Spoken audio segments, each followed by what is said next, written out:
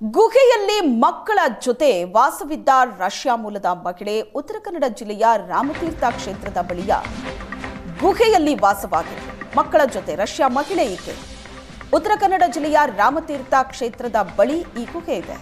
ಗುಹೆಯಲ್ಲಿ ಜೀವನ ಹೇಗಿತ್ತು ಅನ್ನೋದರ ಬಗ್ಗೆ ಒಂದು ಪ್ರತ್ಯಕ್ಷ ವರದಿ. 8 ದಿನದಿಂದ ಗುಹೆಯಲ್ಲಿ ಇದ್ದಂತ ರಷ್ಯಾ ಮೂಲದ ಮಹಿಳೆ ಇಬ್ಬರು ಮಕ್ಕಳ ಜೊತೆ ಈಕೆ ಈ ಗುಹೆಯಲ್ಲಿ ವಾಸವಾಗಿದ್ಲು.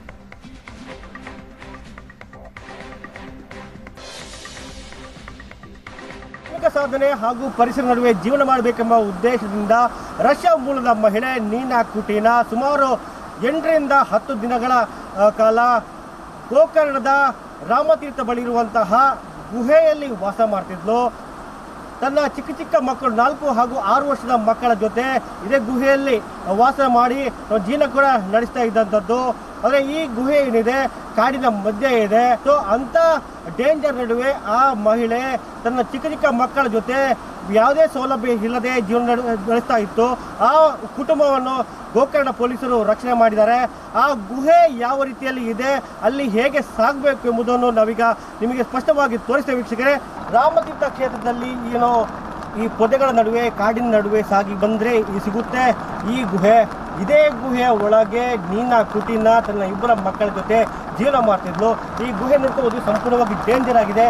4 ಸುತ್ತಗಳು ಕೂಡ ಮರಗಳು ಹಾಗೂ ಪೊದೆಗಳು ಇರುವಂಥದ್ದು. ಪಕ್ಕದಲ್ಲಿ ಗುಡ್ಡ ಕುಸಿತ ಆಗಿತ್ತು. ಇನ್ನು ಕೆಲವು ಕಡೆ ಇಲ್ಲಿ ಹಾವಿನ ಹುತ್ತಗಳು ಕೂಡ ಇದೆ. ಇಲ್ಲಿ ಯಾವುದೇ ಕ್ಷಣದಲ್ಲಿ ಪಾಯ್ಸನಸ್ ಸ್ನೇಕ್ಸ್ ಅಥವಾ ಚೇಳುಗಳು ಬರುವ ಸಾಧ್ಯತೆ ಕೂಡ ಇರುವಂಥದ್ದು. ಇಲ್ಲಿ ಯಾರು ಗೊಬ್ಬೆ ಹಾಕಿದ್ರೂ ಯಾರು ಕೇಳೋದಿಲ್ಲ.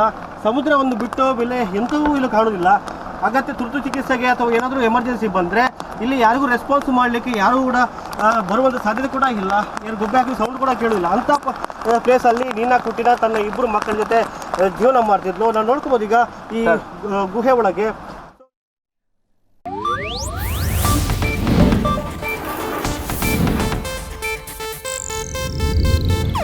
ಇದು ಏಷ್ಯಾನೆಟ್ ನ್ಯೂಸ್ ನೆಟ್ವರ್ಕ್ ಪ್ರಸ್ತುತಿ.